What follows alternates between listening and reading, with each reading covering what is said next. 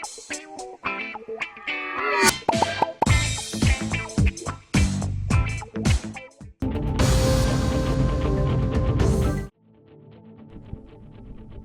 کے joint commissioner Janki Ram کو مبینہ طور پر اس کی بیوی نے اس وقت رنگے ہاتھوں پکڑ لیا جب وہ ایک اور خاتون کے ساتھ اپارٹمنٹ میں رہ رہا تھا۔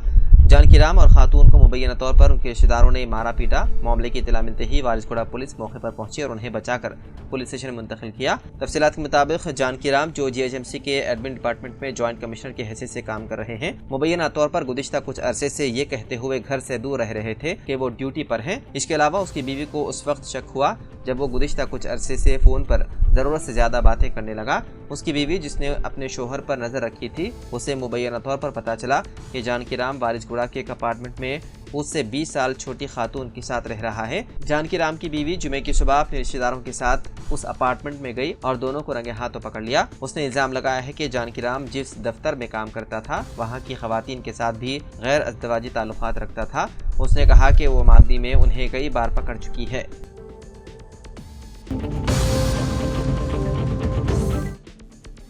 ریاست مہاراشٹر میں بھی مسلم سرکاری ملازمین کو ماہ رمضان میں اپنی ڈیوٹی کے وقت سے 1 گھنٹہ قبل گھر جانے کی اجازت دی جائے۔ وزیر اعلیٰ دیویندر فڈنویس سے یہ مطالبہ سماجوادی پارٹی کے رکن اسمبلی ابو عاصم اعظمی نے ایک پریس کانفرنس میں کی۔ انہوں نے پڑوسی ریاستوں تلنگانہ و آندھرا پردیش حکومتوں کی مثال دیتے ہوئے یہ تجویز پیش کی۔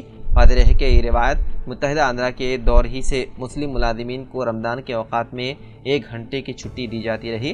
ابو عاصم آدمی نے حکومت مہاراشٹر سے مطالبہ کیا کہ ماہ رمضان میں مسلم اکثریتی علاقوں میں پانی و بجلی کی بلا رکاوٹ سپلائی جاری رکھی جائے۔ انہوں نے یہ بھی کہا کہ محکمہ بلدیہ کو ہدایت دی جائے کہ رمضان میں مسلم علاقوں میں صفائی کا بھی خاص خیال رکھا جائے۔ اس کے علاوہ ریڈی لگانے والوں اور دکانداروں کو دیر رات تک دکانیں کھلی رکھنے کی اجازت دی جائے۔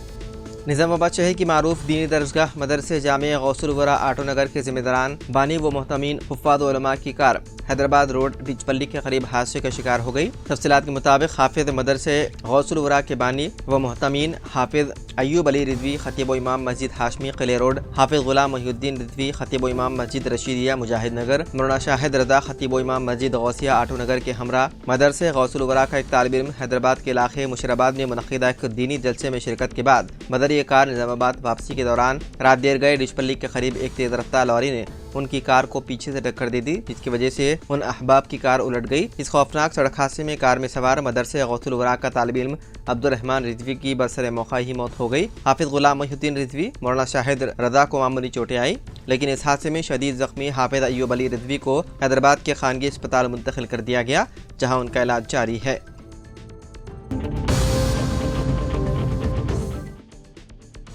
بہار کے ساسارام میں 10ویں جماعت کے امتحان کے دوران نقل سے روکنے پر 2 گروپوں کے درمیان شدید جھڑپ ہو گئی، جس میں فائرنگ کے نتیجے میں 16 سالہ طالب علم ہلاک جبکہ ایک دیگر شدید زخمی ہو گیا۔ پولیس نے ایک نابالغ کو اسلحہ سمیت گرفتار کر لیا۔ یہ واقعہ دھودھار تھانہ علاقے کے تارا چنڈی کے قریب پیش آیا، جہاں سنت انا ہائی اسکول میں 10ویں کے امتحانات جاری تھے۔ ذرائع کے مطابق امتحانی مرکز میں کچھ طلبہ نقل نویسی کرنے کی کوشش کر رہے تھے، تاہم جب انہیں آنسر شیٹ دیکھ کر نقل کرنے سے روکا گیا تو وہ مشتعل ہو گئے اور 2 گروپوں میں تصادم ہو گیا۔ اس دوران بات اتنی بڑھ گئی کہ فائرنگ شروع ہو گئی، جس میں 2 طلبہ کو گولیاں لگی۔ ہلاک ہونے والے طالب علم کی شناخت 16 سالہ امیت کمار کے طور پر ہوئی ہے، جو کہ شمبھو بیگھا ڈیری کے رہائشی منوج یادو کا بیٹا تھا۔ شدید زخمی طالب علم کی شناخت سنجیت کمار کے طور پر کی گئی ہے، جس کی حالت نازک بتائی جا رہی ہے۔ دونوں طلبہ ہائی اسکول ڈیری کے طالب علم تھے اور ان کا امتحانی مرکز ساسارام کے سنت انا ہائی اسکول میں تھا۔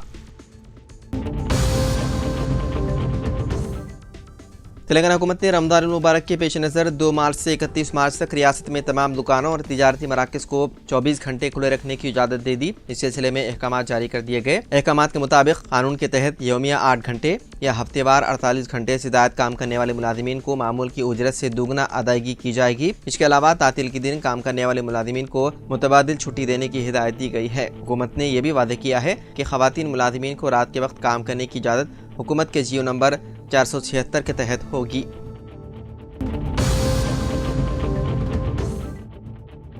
حیدرآباد پولیس کی شی ٹیم نے نامپلی نمائش میں لڑکیوں خواتین سے چھیڑ چھاڑ اور بدتمیزی کرنے کے الزام میں 247 افراد کو رنگے ہاتھوں پکڑ لیا۔ یہ نمائش 3 جنوری سے 17 فروری تک جاری تھی اور پولیس کی خصوصی ٹیموں نے خواتین اور بچوں کی حفاظت کو یقینی بنانے کے لیے سخت نگرانی کی۔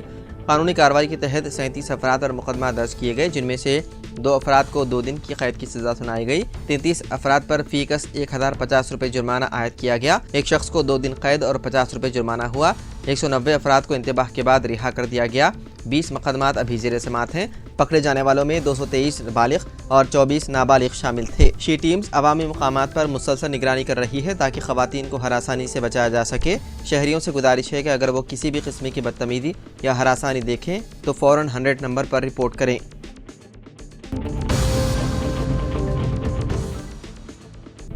کل ہند کانگریس سے مقرر کردہ تلنگانہ کی نئی انچارج میناکشی نٹراجن 23 فروری کو حیدرآباد پہنچیں گی۔ انہوں نے پردیش کانگریس توسیعی اجلاس کے انعقاد کا فیصلہ کیا تاکہ وزراء اور عوامی نمائندوں و سینئر قائدین سے تعارف ہو سکے۔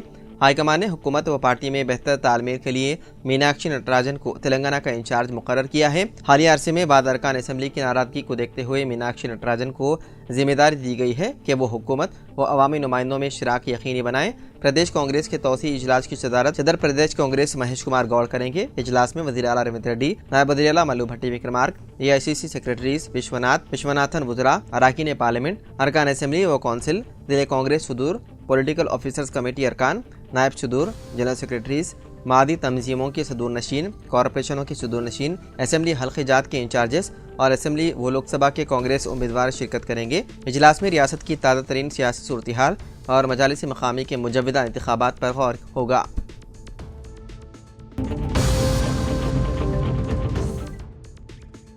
کانگریس سینئر قائد و راجیہ سبھا رکن سونیا گاندھی کو گزشتہ روز پیٹ میں تکلیف کی شکایت پر دہلی کے سر گنگا رام اسپتال میں شریک کرایا گیا۔ اسپتال انتظامیہ کے مطابق ان کی حالت مستحکم ہے اور توقع ہے کہ انہیں آج شام تک ڈسچارج کر دیا جائے گا۔ ڈاکٹروں کی ایک ٹیم ان کی نگرانی کر رہی ہے۔ 78 سالہ سونیا گاندھی کو اس سے قبل بھی صحت کے مسائل کے باعث اسپتال میں شریک کیا گیا ہے۔